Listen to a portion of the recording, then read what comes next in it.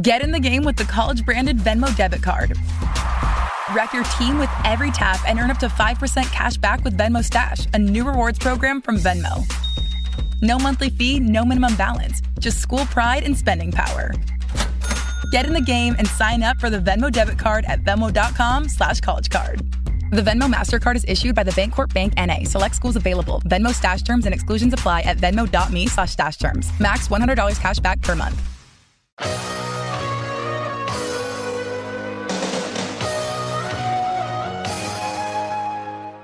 What finally makes an avoidant confront what they've lost?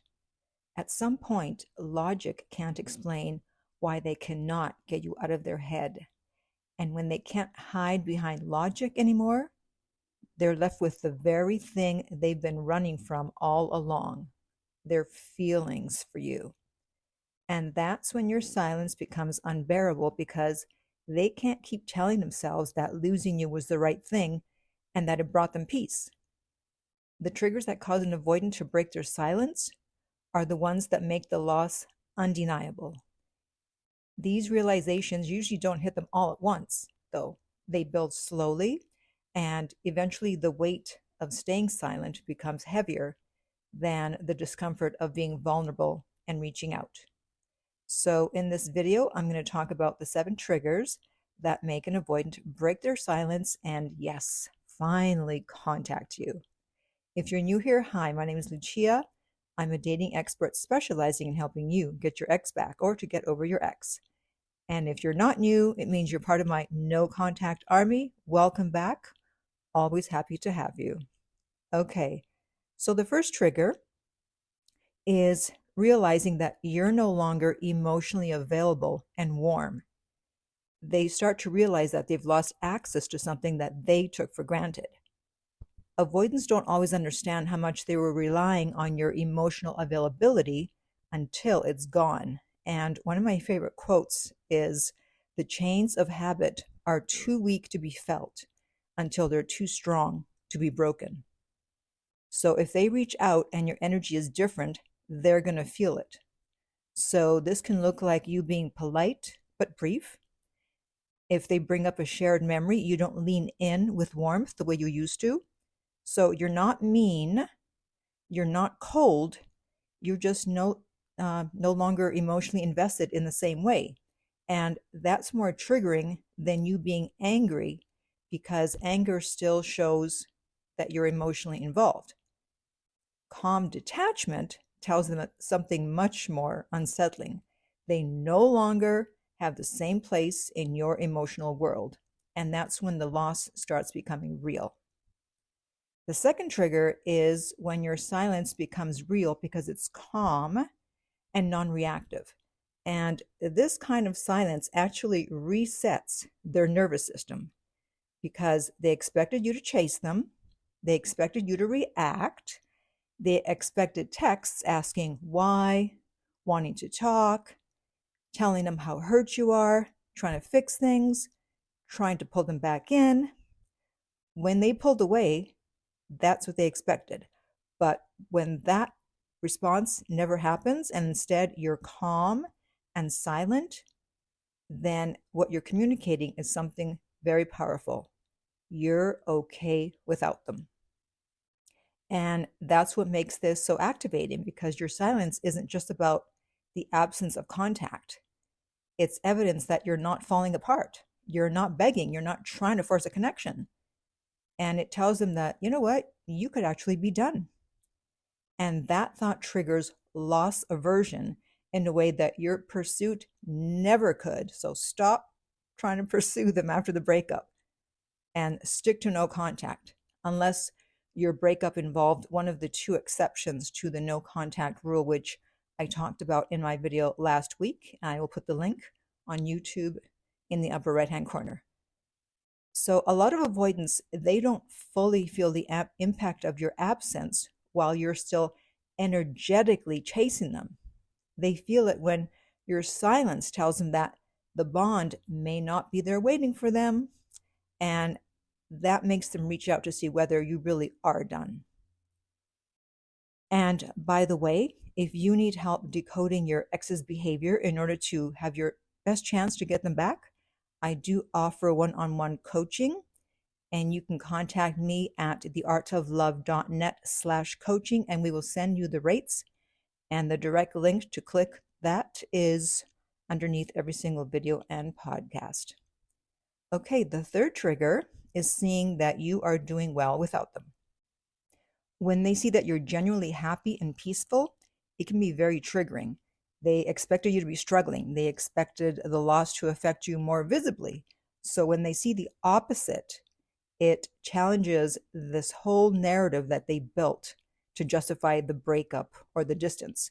So if they told themselves that they were better off without you, or that you were too much, too needy, too emotional, then your calm and your happiness disrupt that story. And when they see you thriving, it can also hit their ego, because now it suggests that maybe you're actually better off without them.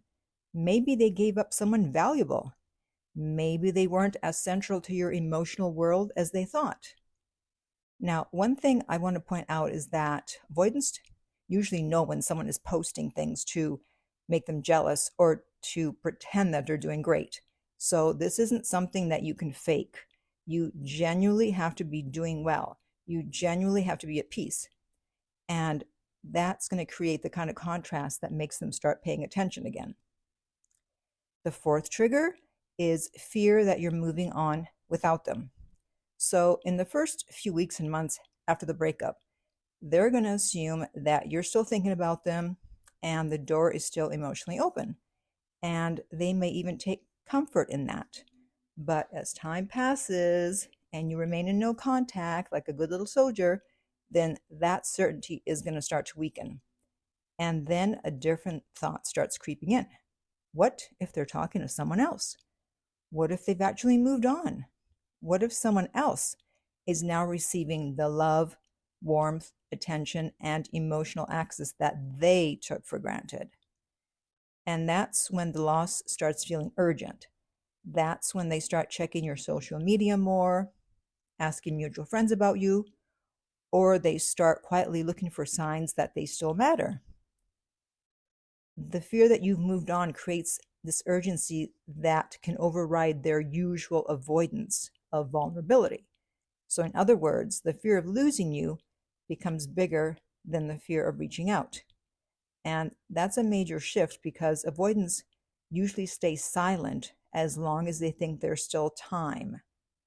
And they reach out when they start feeling like time might be running out. And speaking of time, my app Silencio keeps count of the time that you've been in no contact. And it also has a panic button if you're about to break no contact. And of course, we have our thriving community where you can post about your issue and get answers from everyone else in the community. And the link for that is underneath every single video and podcast. And if you like to read, I also have a book, and you can get that book at nocontactsecrets.com, where you can read 2 free chapters before purchasing the book. All right, the fifth trigger is a memory that hits them unexpectedly. So a song, a place, a scent, a holiday, a restaurant, a joke, and it hits them so intensely that it literally bypasses their usual defenses. So they're not sitting there trying to miss you. They're not making some logical decision thing about you. It just happens. The memory comes up, and with it, the emotional experience attached to it. And that's why these flashbacks can be so powerful, because memories are encoded emotionally in the brain. So when one of those memories gets triggered, the associated feelings can come flooding back very quickly. And suddenly they're not focused on why they needed space or why the relationship felt overwhelming. Now they're back in the feeling of you, back in the atmosphere of the connection. And that emotional jolt sometimes becomes strong enough to make them break their silence. And yes, that can happen months later, and it can even happen years later. One of my clients, she heard from her ex after 18 months. So that would be a year and a half. Okay, the sixth trigger is when the distractions stop working. We all know about avoidance and their distractions. So for weeks and months, they might stay busy enough that they don't have to fully face what losing you actually means. So they throw themselves into work, the gym, travel, dating apps, friends, hobbies, constant movement, anything that helps them to avoid sitting long enough to feel the loss. But the good news is that distractions always have a shelf life. So eventually the noise quietens down. The rebound is not as exciting as they thought it would be. The dating apps feel empty. The busyness stops working the way it did in the beginning. And that's when they finally have to feel what they've been avoiding. And this is because distractions are a coping mechanism, not a healing mechanism. The loss doesn't just disappear because they haven't been feeling it directly. It's still there. It's just been postponed. And at some point, that accumulated loss is going to hit them all at once. They realize that nothing is making the feeling go away. So they miss you and they can no longer outrun that. And that realization is what pushes them to reach out. And finally, the seventh trigger is when they feel lonely, but in a way that they can't explain. And this is one of the deeper triggers because there's a difference between the loneliness of being single and the loneliness of missing you specifically. So at first, they may just feel restless, empty, bored, or disconnected. But over time, that feeling starts to sharpen, and they start to realize that they're not just lonely in general, they're lonely because you are not in their life. And that kind of loneliness is uncomfortable because it breaks through all the distractions. They want to share something with you. They want to talk to someone who understands them in that particular way, and you're not there. And those moments reinforce the truth that they're not just missing companionship in general, they're missing you specifically, your voice, your energy, your understanding, your presence, your way of loving them. And when that recognition lands, then reaching out starts to feel inevitable. Now, these triggers explain why an avoidant may reach out. They don't automatically mean that an avoidant is ready for a healthy relationship, okay? So reaching out can mean they miss you, yes. It can mean they're nostalgic, or they feel your absence, they're lonely, curious, dysregulated, or afraid of losing access to you. But those things are not the same as being ready to show up consistently, communicate properly, and actually do the work. So yes, there are very real emotional triggers that can make an avoidant break no contact, absolutely. But your job isn't to sit there trying to force those triggers. Your job is to become emotionally steady. Don't over pursue. Stop trying to prove anything. Don't panic. And let your absence speak for itself. Because the fact is, when an avoidant finally feels the loss, it's not because you chased harder. It's because you stopped making it easy for them to take your presence for granted. So now I want to hear from you. How long have you been in no contact and how is it going? And be sure to subscribe so you don't miss out on any future videos or future episodes. And finally, remember, love inspires, empowers, uplifts, and enlightens.